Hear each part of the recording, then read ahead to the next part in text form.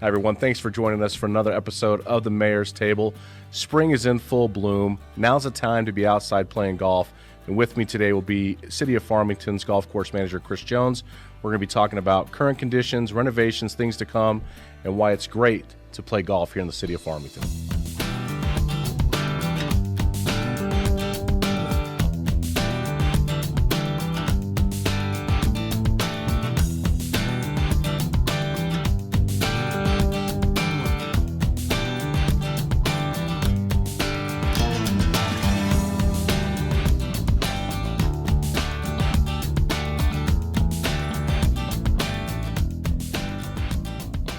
Hi, everyone. Farmington Mayor Nate Duckett here. Thank you for joining us for another episode of the Mayor's Table. With me today is our special guest, Chris Jones, who's the golf course manager for the City of Farmington. Chris, welcome to the show. Good morning, Mayor. Thank you for having me. Absolutely, man. I thought it'd be a good time to kind of bring you in and talk a little bit about Pinon Hills Golf Course, a little bit about Civitan, because we know there's a lot going on out there. And of course, there's been some talk about and concerns about conditions of the course. So I think bringing the expert, the guy who's in charge of it, to the forefront to kind of discuss what's happening and where we're going, because there's some exciting news. I thought it'd be a really good idea. Yeah, sounds great to me. Yeah. Chris, you've been over the golf courses now for 14 years? Correct. So that's Pinon Hills and Civitan, and obviously a lot of things have changed in the world of golf during that time. Most notably for me, Tiger Woods is not the world number one anymore, Right. which was really the reason I started playing golf. Yeah. Yep. I hear that. Yeah. But during that time, Pinon Hills has continued to receive great positive accolades, national notice for being one of the top municipal golf courses in the country. Just as early as late last year when they moved the PGA Tour Championship, Right. we had a writer from one of the magazines say, hey, Pinon Hills would be in my top 5 places to move. Right. That's a big compliment. Sure. Yeah. So, I mean, and just how has things transitioned for you as we look at where we're at now with Pinon Hills Golf Course? And part of the reason why we wanted to talk about this today is we've kind of hit a roadblock, so to speak, but something that we're working through, and we just wanted to provide education to the public as to what we're doing out there. Correct. Yeah, we have a lot of exciting projects coming down the pike right now. Most notably, first of all, the irrigation design was awarded and cart path rerouting, and we're looking to get that out for construction bid later this summer. So starting there, and then with some other projects around the facility like the entryway and the awning, and we've upgraded the driving range in a couple ways as well. So we're trying to do a lot as we can here, and make people understand that we're here for them, and we're trying to make it better. The comment I get many times in regards to if people are looking at what Farmington is, Pinon Hills Golf Course is one of those components. It's either you're fishing the San Juan or you're golfing Right. at Pinon Hills. That's what puts Farmington on the map. And so we're at a point now with the infrastructure at that course. I mean, it was built in 1988, right? We've not replaced the golf cart pass, and we've not replaced the irrigation completely since 1988. I was 11 years old in 88. Right. So that's a long period of time. And Sure. as government goes, as a municipal golf course, I mean, we try and run things all the way to the very end of its life. Yeah. And unfortunately, in some situations, I think here, when an irrigation system just completely goes out, I mean, we're dealing now with dozens of breaks in that Correct. line, and your staff is spending an inordinate amount of time just focusing on water breaks. Right. Yeah, any given time, we will have 10 to 15 active leaks on the golf course. And so we rank them on priority, and we have one guy completely dedicated who is our irrigation tech that in a perfect world, he would be doing preventative maintenance. But honestly, on a daily basis, while our irrigation system is running during the 6 or 7 months that it runs every night just about, he has to be fixing leaks almost 35, 40 hours a week. So it's really tough. There's places on the golf course that it's hard to get water to right Yes. now. There's so much sandstone in the ground as well that as the pipe gets older, it gets more brittle, and then it rubs on sandstone, and then you get your leaks. So, Oh, interesting. I didn't think about that fact, too. yeah. Because it's not buried in nice, soft soil. It's No. actually pressed In some up places, against. yes. Yeah, but it is a lot of sandstone. My house sits on a sandstone cliff, I think. Right. So, and my yard's hard to keep green because, the soil is bad and it's right on top of that sandstone, Right. and so that has its own challenges. Right. I think the biggest challenge, of course, is just it's been 40 years, 30 years, whatever it is, Yeah. since we've done this full enhancement. Now we've done some little projects. We redo some of the pump system here a few years ago that needed to be done. Yep. We replaced the pump station in 2014, I believe. Okay. But when it comes to, holes like 10, 11, and 12, off top of my mind when we went out there, noticeably that's the furthest part from the water, our water source. Yep. And so that's been the most difficult area to get water to. For sure. It's the furthest point from the pump station to number 10 green. The piping is smaller than it probably should be, and it's uphill. And so it's just hard to get water there. So there are some places on those 3 holes that have struggled to come back. Hopefully when we get some warmer weather, we're going to see those really pop back out. It's already looking better. Yeah. But we just need some warm nights, some warm days, some good growing weather, and we'll get back there. You made a good point when we were talking off air before this, that last year, the COVID year, that golf course was shut down from March to May. There was a period of time where nobody was on the course. Nothing was going, there was no golf carts. There was no golfers making divots. It was there. It was getting watered, and that was it. And so the period of time where we go from winter to kind of summer, we just kind of jumped over that. Golfers weren't there, and then they were there, and it was already green. Right. We definitely did last year. And while it was unfortunate to be closed, it was almost a blessing for the golf course because it's been forever since there's been a time where it could grow without any traffic on it. So, sure.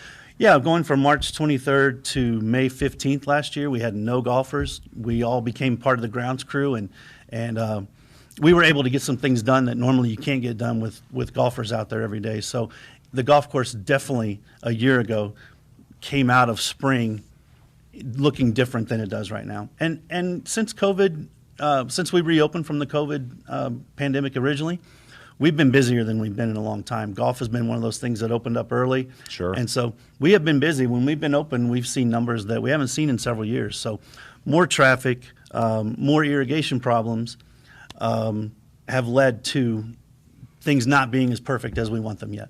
Right. Well, and it's a high standard that we have to live up to, especially when we keep getting ranked in those national rankings for municipal courses. And I think for me as an elected official, it's kind of eye-opening. I certainly don't want to be the mayor who is in charge if Pinon Hills were to somehow fail, which has been some comments that have been made that the course, if we don't save it now, it's going to be too late next year. Just give us your opinion on that comment. Yeah, we're not going to lose the golf course by any means. First off, a lot of golfers go to a golf course because the greens are the number one factor. They have good greens, let's go play there. People like to putt on fast greens. And our greens right now are better than they've ever been. Last fall, after a good growing season, our fairways looked as good as they've looked in a long time. There are some areas on our tee boxes that are suffering. And one of the things with the new irrigation system is you can control every head individually. Right now, our system, and not to get too technical, is called a block system. You can't turn on one head a lot of places. You turn on a block of sprinklers, and so you overwater some areas, underwater some areas. So it's a really difficult balance for our superintendent. But once we get the system that is more efficient, we're going to save water. We're going to be able to water some of the hills that burn up in the summer. You can water one hill instead of watering all of them at one time. So I think people will see as we get going later this summer and we get some good growing weather, and then when we get the new irrigation system in, it'll take some time, but I think that they will see we'll get back to that standard that we want it to be at. Sure. Not only do as much as they want us to be in that shape, we want it even more. Right. Well, let's kind of talk about things that are happening now. So council has awarded the contract to upgrade all the equipment. So all of our lawn mowers and different things that we have out there, that has been paid for. We're getting that new equipment's in, correct? Yeah, we got that in November, and we replaced not everything, but a good chunk of the most important pieces that we needed. Great. Yeah. Here, a few weeks ago, council awarded the contract for the planning and design for the irrigation and the cart paths. So that process is being worked on now. And I think you said July 26th would be the latest when we would get those construction documents. So we got to get the planning and design in so we can then put it out for a construction bid. Right. So, a best case scenario, we're still looking, it probably wouldn't be until next year that we'd start seeing some construction out there. And that, or could it be as early as this year? It could be, I think, as early as November or December if everything moves at the pace that we would hope for, but certainly we'll do the best we can to get it pushed as quickly as the council can do, and our purchasing department and everybody else. So we're committed to funding that, as you well know, and the public needs to know that we're committed to funding that. That's going to be a multi-million-dollar project, but it's necessary. Yep. That's a piece of an asset here in the community that simply we can't let go. We're also currently out there with the streets crew, and they're going to be doing some patchwork and repair on the golf cart paths, which I think will be a very positive thing as well. So over the next few Mondays, we'll see those groups out there. And then we don't really know for sure yet what the timeline is going to look like when we get those planning and design documents, because people have asked, well, are you going to shut down half the course to work on the other half, or how does that all work? Well, you know what? As you're looking at this from an irrigation and a cart path scenario, I mean, it's going to be it'll be a challenge. There may be a period of time where it has to be shut down for everyone, or maybe not. What do you think?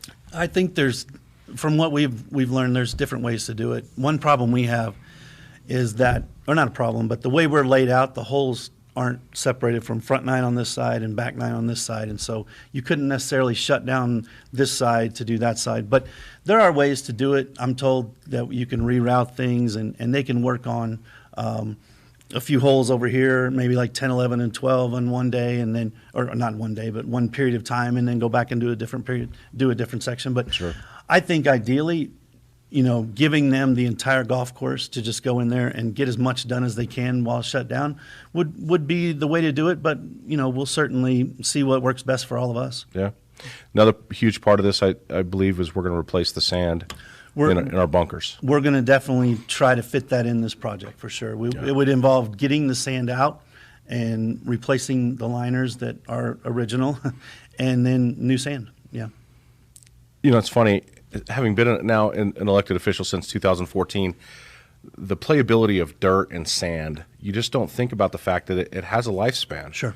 Ball fields are a great example. I mean, there's a point where that dirt out there is no longer going to do anything except be hard when it gets watered, and so it requires replacement and repair to make a more playable surface. Same thing with sand in bunkers. I mean, you just don't think about the fact that component's there. Right, and you think about it. The way the irrigation system works is that sand gets watered because you want the grass around the bunkers to be nice as well. Sure. So that sand gets watered, and then it bakes all day, and it over time it just gets very hard. So, and we have some bunkers that bleed into the desert, so we'll have to make some decisions on how to do those. But it's definitely something that needs to be done. Golf carts are another part of the the experience of playing a golf course. We'll have a new lease this fall. Right. We've obviously had a lot of these carts have reached their end of life, their battery life. Right. So we're going to be going into that as well. And then just generally speaking, I know we've toured it together. There's some areas out there around the clubhouse that we want to improve on. It is interesting when you think about the way it was designed, that the clubhouse doesn't face forward. Right. You're kind of seeing the back part of the clubhouse. Yeah. So we're trying to find ways to beautify those areas. But, look, I think the point is this. We're committed to this golf course. This is a part of our community, a part of the fabric of Farmington. We recognize it as a huge asset, whether it's just for people who already live here now, but also in our endeavor to become a retirement community. Retirees love that. And by the way, we have the best deal out there for an annual pass on certainly any major golf course in the United States, in my opinion. Right. It's very affordable, and many of those folks who have those seasonal passes, they golf there every day. Yeah. The average, I think the last time I did the numbers, the average pass holder plays between 45 and 50 times a year, the average. So we have some on the far end of that spectrum that play 300 times a year. Sure. And some that don't play as much. Right. Looking at Civitan, because Civitan's an interesting component. You've noted to us that it is the numbers for Civitan. Yeah. The rounds are up, revenue's up. What is it about that golf course that's so special? I think because, number one, you go out and you walk, and if you have your kids or whatever, you get to walk and you spend an hour and a half over there. And it's not difficult, so to speak, so it's a better place for people to learn. Sure. The holes are all shorter. It's just par 3.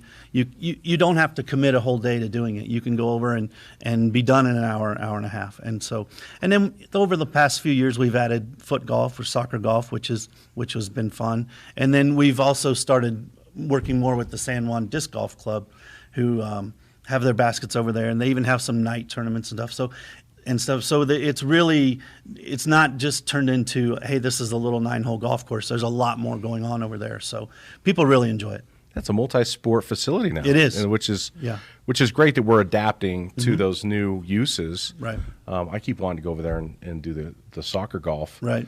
But that's a great point. So, and the horseshoe pits are still there. They are. We're looking at the possibility of doing putt-putt Yep. at some point in that facility, which I think would be a great I think it'd be great. a great asset to this community. So one of the challenges, though, Chris, and this goes across the entire organization, certainly across all the industries right now in the United States, is we need people to get on board in our workforce. Yeah. We're hiring. Yeah.